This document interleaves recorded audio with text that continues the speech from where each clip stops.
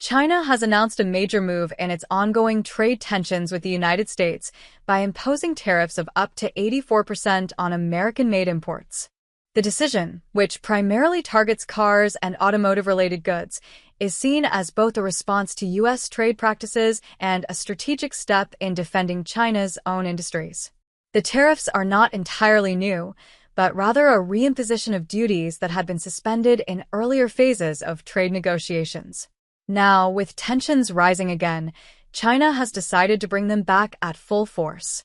The new tariff structure includes a base tariff of 40% on some U.S. vehicles, with additional duties that can push the total rate up to 84%.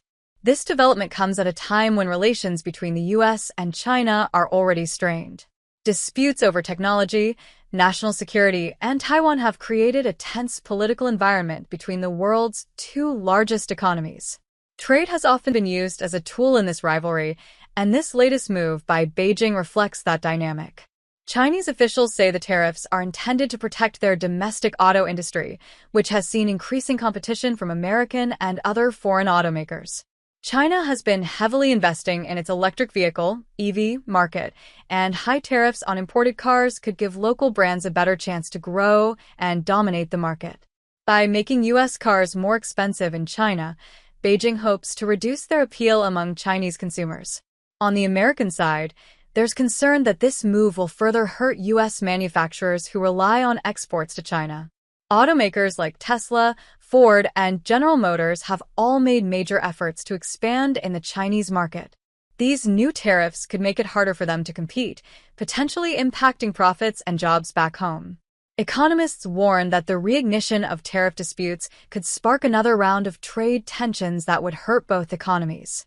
The last time the U.S. and China were caught in a full-blown trade war, it led to billions of dollars in losses, market uncertainty, and rising costs for consumers. Many fear that history may repeat itself if the two sides don't find a way to ease tensions. However, China's move isn't just about economics, it's also political. As the U.S. continues to place restrictions on Chinese technology firms and imposes sanctions related to national security, China appears to be pushing back with its own measures. These tariffs could be a message that China will no longer tolerate what it sees as unfair trade practices or political pressure. Some analysts believe the tariffs may also be timed with the upcoming U.S. presidential election, as trade and foreign policy become major talking points.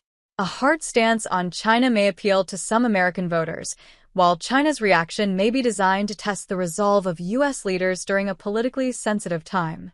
As of now, the U.S. has not responded with new tariffs of its own, but there is speculation that countermeasures could be on the way.